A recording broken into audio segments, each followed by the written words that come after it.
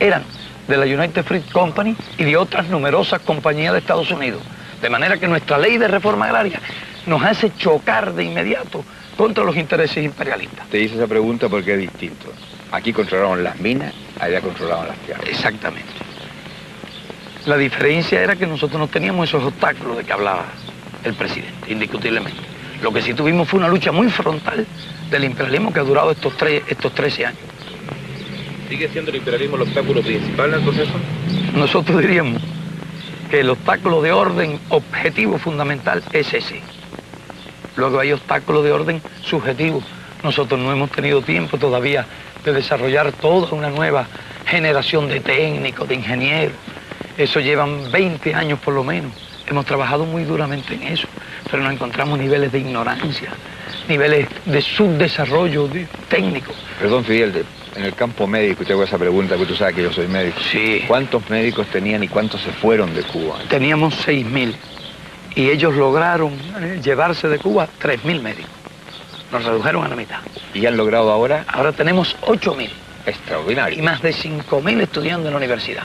Y estudiando con una gran calidad y bien repartidos. Por eso nuestros servicios médicos hoy son realmente, pero muy buenos, dentro de nuestra situación de recursos materiales. Y mejoran día a día. Y se ganan importantes batallas contra las enfermedades. Hemos erradicado muchas enfermedades infecciosas y incluso la tuberculosis está prácticamente casi erradicada en nuestro país. Numerosos hospitales antituberculosos ya se están transfiriendo a policlínicos, hospitales materno-infantiles. De manera que ese es un ejemplo. Hicieron lo mismo con los ingenieros. El proceso chileno ha sido distinto. Aquí no ha habido éxodo de profesionales, pero en cambio el drenaje de cerebro, de capacidad técnica, ha sido extraordinario. Y ese es uno de los problemas de los países en vías de desarrollo. Pero es otro tipo, es un drenaje sistemático de las mejores, de la gente más preparada. Mientras que nosotros nos hicieron un drenaje específico y masivo, para llevarnos no solo con los mejores cerebros, sino llevar el máximo número de técnicos y de obreros calificados. Pero es extraordinario lo que han logrado ustedes. Viendo, presidente, con la visita del primer ministro Fidel Castro, se ha producido un repunte de los sectores adversos a su gobierno. ¿Qué juicio? Y qué manera tan fina de llamar sectores adversos. ¿Te das cuenta, Fidel? Es la prensa de que tú hablabas. Yo tengo objetivo, comandante, así que tengo que hacer una pregunta. ¿Y acaso cree que es objetivo llamar con tanta finura a la antítesis de este proceso? Por eso, justamente, eso es lo que quería entrar en la pregunta. ¿Qué piensa usted, presidente, que se produciría en Chile si la contrarrevolución se alzara? En primer lugar, creo que es útil destacar, como usted lo ha dicho Augusto Olivares, que se ha recrudecido el proceso con la presencia de Fidel. Es lógico.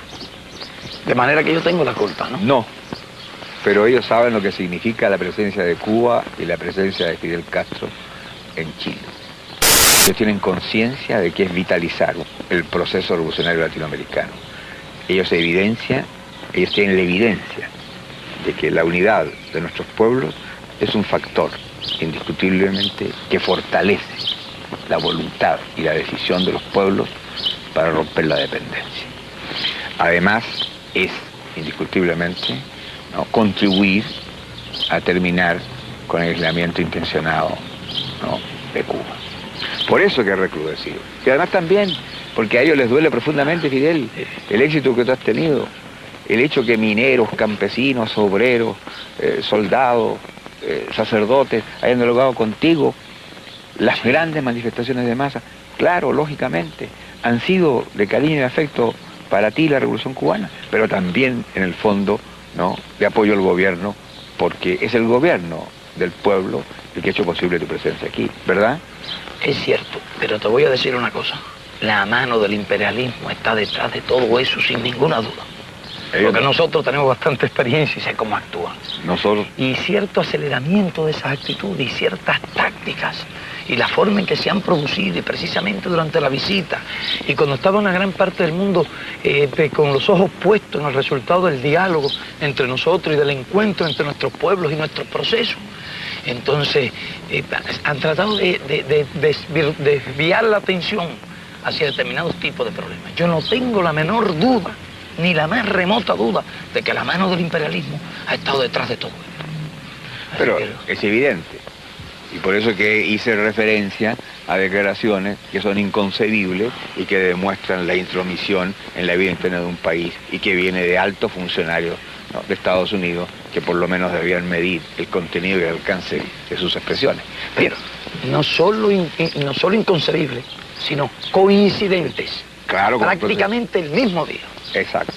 Bueno, pero volviendo, ¿no?, a retomar la curiosidad de Augusto Olivares. Efectivamente, nosotros también hemos siempre tenido en cuenta que la contrarrevolución pretendería alzarse. Y frente a ellos, ¿cuál será la respuesta? La respuesta del pueblo, organizado, disciplinado, la unidad popular, la lealtad de las Fuerzas Armadas y de Carabineros, tradicionales en el sentido respetuoso de la Constitución y la ley. Nosotros tenemos conciencia además que el proceso chileno es irreversible. Quiero insistir, Augusto. El proceso chileno es irreversible. El pueblo está en el gobierno. Si lograran ellos lo que no van a conseguir, derrocar a este gobierno, Chile caería en el caos, en la violencia, en la lucha fratricida. Y en el fascismo. Y por cierto, claro, por una cosa, el imperialismo que ha estado y está detrás de todos los procesos para atajar la revolución, que significan los cambios y su derrota, en Chile no va a poder desembarcar. En Chile no va a intervenir materialmente, pero busca otros caminos. ¿Cuál es? Alentar a los grupos reaccionarios e incubar a los grupos fascistas, que utilizan la demagogia y movilizan los grupos de menor conciencia social. Pero yo tengo la seguridad y la certeza absoluta de la respuesta implacable y dura del pueblo. Y personalmente, yo cumplo una tarea. Yo no estoy ahí para satisfacer una vanidad personal, ni honores. Yo soy un luchador que toda mi vida he dedicado mi esfuerzo y mi capacidad a hacer posible el camino al socialismo. Y cumpliré el mandato que el pueblo me ha entregado. Lo cumpliré implacablemente. Cumpliré el programa que le hemos prometido a la conciencia política de Chile. Y aquellos que desataron siempre la violencia social, si desatan la violencia política, si el fascismo pretende utilizar los medios con que siempre arrasó a los que pretendieron hacer la revolución, se encontrarán con la respuesta nuestra y mi decisión implacable. Yo terminaré de presidente de la República cuando cumpla mi mandato. Tendrán que acribillarme a balazos, como lo dijera ayer, para que deje de actuar. No defiendo una cosa personal, defiendo al pueblo de Chile en su justo anhelo de hacer las transformaciones que le permitan vivir en dignidad, con un sentido nacional distinto y hacer de Chile un país independiente, dueño de su propio destino. Yo creo que eso es una posición clara. Yo realmente admiro mucho esos pronunciamientos tuyos y realmente te felicito. Y estoy seguro que eso será una bandera para el pueblo, porque donde los dirigentes están dispuestos a morir, el pueblo está dispuesto a morir y dispuesto a hacer lo que sea necesario. Y eso ha sido un factor muy esencial en todo proceso político revolucionario. Por eso yo estimo mucho esas declaraciones que ayer hizo también el presidente en el acto de masa y acaba de reiterar hoy. Sí. No queda otra posibilidad que también hacerles entender a ellos que este no es un proceso de un hombre. Este es un pueblo consciente, con dirigentes que sabrán continuar el camino en el evento que algo ocurriera. Ya tenemos nosotros la presencia de los trabajadores, dirigiendo las empresas, actuando en los ministerios, participando en las resoluciones fundamentales. La Central Única de Trabajadores es un pivote junto a los partidos de la Unidad Popular de este proceso y por lo tanto hay una base de sustentación que es el pueblo. Y eso tú sabes perfectamente bien que es invencible. Comandante, tanto el presidente Allende como usted han hablado todo el tiempo del imperialismo como principal enemigo de los procesos revolucionarios de ambos países. Resulta casi inexplicable la supervivencia del proceso cubano a 90 millas de los Estados Unidos. ¿Cómo puede usted definir las características de ese proceso? Bueno, y ahí tiene un conjunto de factores. Primero, la revolución ocurre en un momento en que la correlación de fuerza del mundo está cambiando, aunque realmente todavía a nuestro juicio en el 59 favorecía al imperialismo. Y ellos inicialmente ensayan una serie de armas, cualquiera de las cuales habría bastado en otras circunstancias para destruir un gobierno.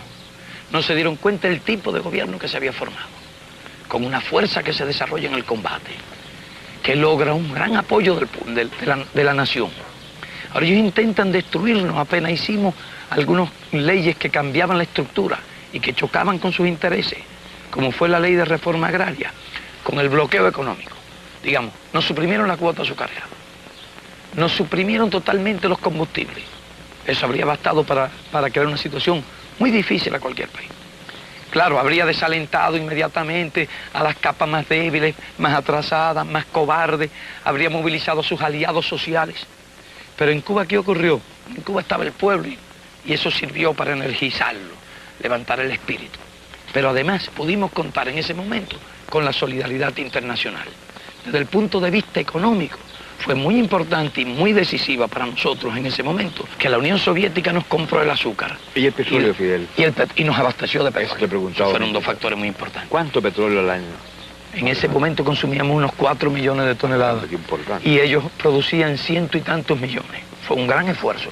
No tenían la producción de hoy y la flota de transporte que tienen hoy. Pero entonces ellos, los imperialistas, intentaron ya el empleo de las armas.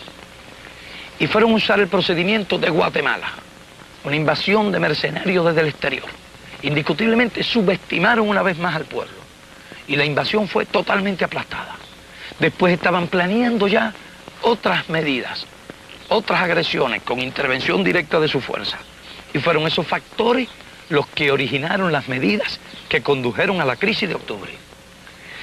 Ellos han utilizado armas políticas, armas militares, armas económicas.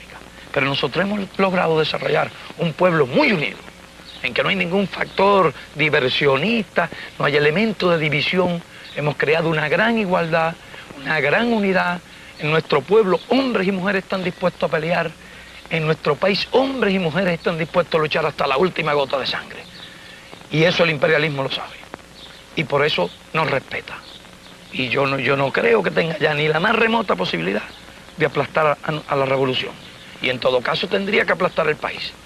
Y nosotros, con relación a eso, tenemos una frase de Antonio Maceo, que fue uno de nuestros más valerosos combatientes de la independencia. Quien intente apoderarse de Cuba, recogerá el polvo de su suelo, anegado en sangre, si es que no perece en la demanda.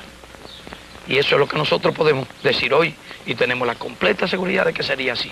Además de que nos resulta tan fácil, desde el orden, desde el punto de vista militar, resolver determinadas misiones, porque en determinados puntos nosotros podemos lograr una correlación de fuerza, por lo menos en tierra, similar a la de un grupo de las mejores divisiones de infantería de Estados Unidos.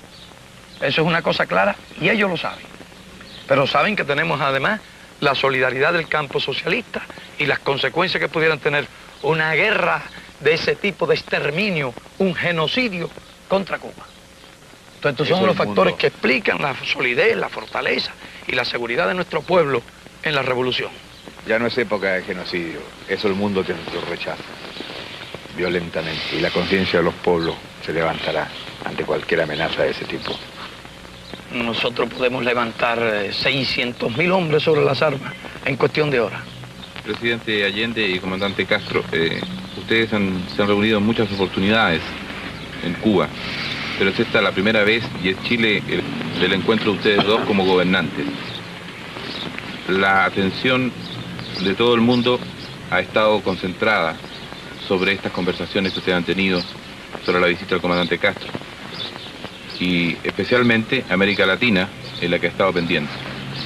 ¿Qué le parece a usted, presidente, este encuentro de ustedes como gobernantes de dos pueblos que están en el proceso revolucionario frente al cuadro de una América Latina explotada? La verdad es que tenemos que considerar que Cuba y Chile constituyen la vanguardia de un proceso que tiene que afectar al resto de los pueblos latinoamericanos. Yo diría más que al resto de los pueblos explotados del mundo.